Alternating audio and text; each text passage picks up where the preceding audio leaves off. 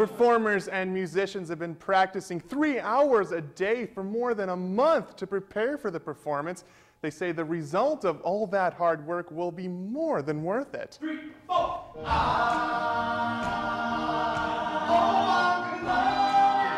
An early morning fire destroys a building in Peasic, North Dakota. I'm Adam Ladwig. We have the details next. I'm Adam Ladwig. Coming up tonight, we'll show you how Grand Forks celebrates the Frozen Four. Have you seen this picture yet? Chances are you have, and now the story behind it is spreading across the country. I'm Adam Ladwig. We have more up next. There's no telling when the jury will decide Begola's fate. He faces 4 counts of murder and could be sentenced to life in prison if convicted. We'll get a little more snow throughout the week, just not enough to accumulate. The National Weather Service says you won't need a shovel or a snow blower, but a brush might come in handy. Lake region roads have been raised again and again over the last 20 years. There's an entire generation of drivers in the area who don't know what it's like to have clear roads. About 75 votes separate the top 3 vote getters. So do you think it's a little too early to celebrate yet? Grand Forks Superintendent Larry Nyblatt says in his 26 years as an educator in the area, this is the first time he's seen school canceled due to excessive heat. Spirit Lake Tribal Chairman Russ McDonald says he thinks the Obama administration will be more willing in the future to offer resources to help fight problems on Indian reservations. Reporting, Adam Ladwig. Cross country. It's a difficult sport.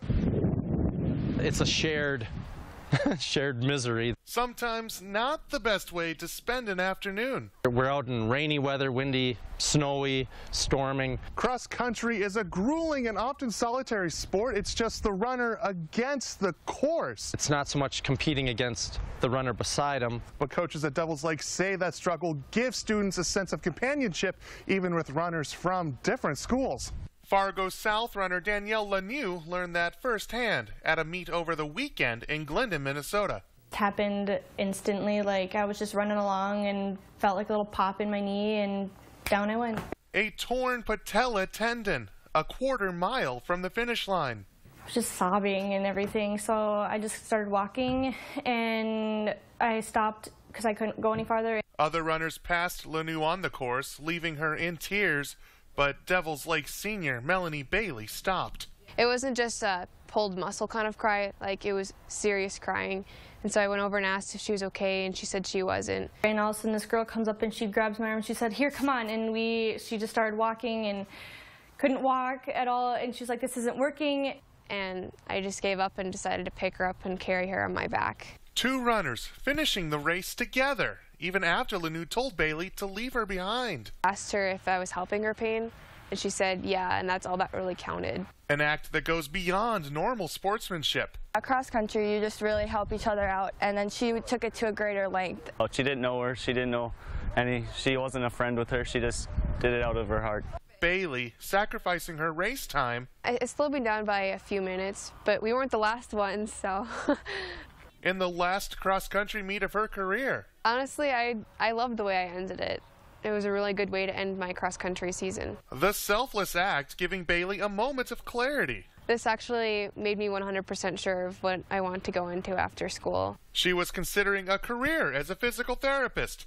Carrying her fellow competitor showed her the power of helping those in pain. I'm definitely going to do physical therapy. And showed everyone that winning the race doesn't necessarily mean finishing first. Yeah, perfect. So she ran a perfect race. In Devils Lake, Adam Ladwig, WDAZ News. Michelle Hill met Levi Leapfried when he was only 6 years old. He was the little brother of her best friend. He liked to follow us around, and we would ride four-wheeler, and Levi would always take around. They grew up to become family after Hill married Levi's older brother. Now, the family is coming together to remember Levi after a tragic motorcycle accident cut his life short. We've been very busy every single night with friends, family, everybody out, coming out, seeing how close he was to everybody. His sister Trista Larson says Levi never let life get him down. Even the cancer diagnosis last year, which he overcame, couldn't sour his spirits. I've never once seen him not have a smile on his face. Levi's family says he never passed up an opportunity to have fun in life, whether it be darts, curling, waterfowl hunting, or taking out his trusty four-wheeler. He used to go four-wheeling, snowmobiling with all of his friends, You know, just to go and have a fun time is pretty much what he liked to do. That passion carried over to his family, especially his niece and nephew. How much he was good with my kids.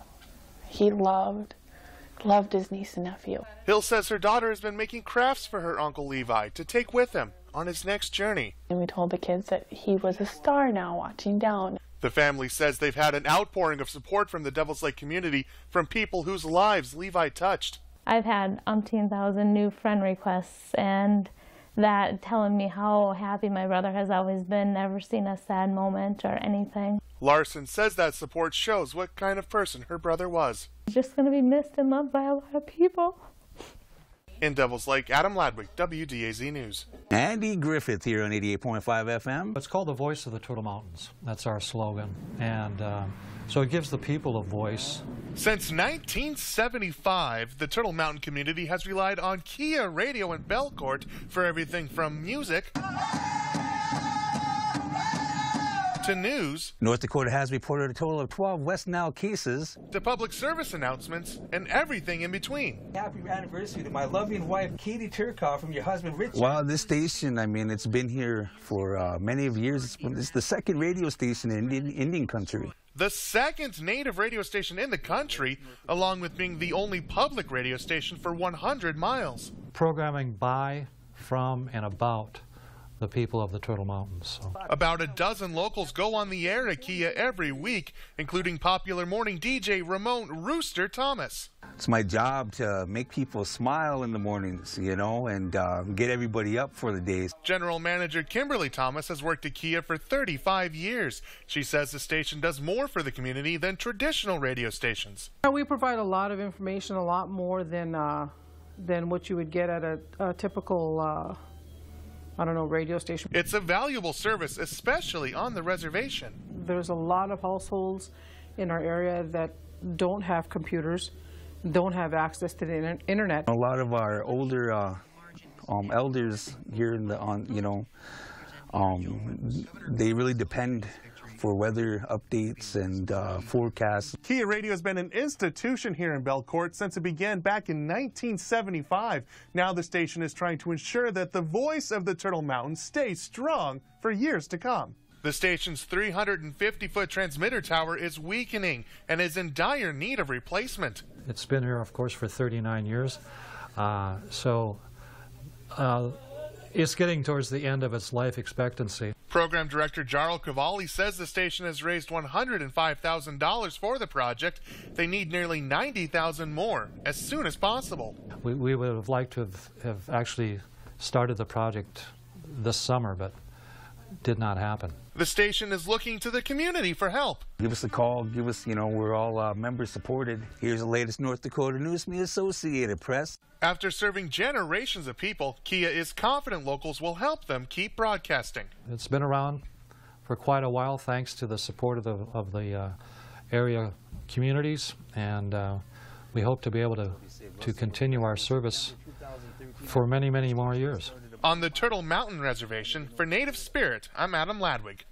It has been announced that the Air Force will sign a lease with Grand Forks County as soon as December. WDAZ's David Schwab is live in the studio with more. Still to come this evening at 5, local military techs feel the crunch of a 20% pay cut. And after some thunder showers today, we'll have a dry, cool night. Meteorologist Aaron White has a first look. They say the rain and snow in the forecast this weekend will keep them out of the fields, once again delaying the fall harvest.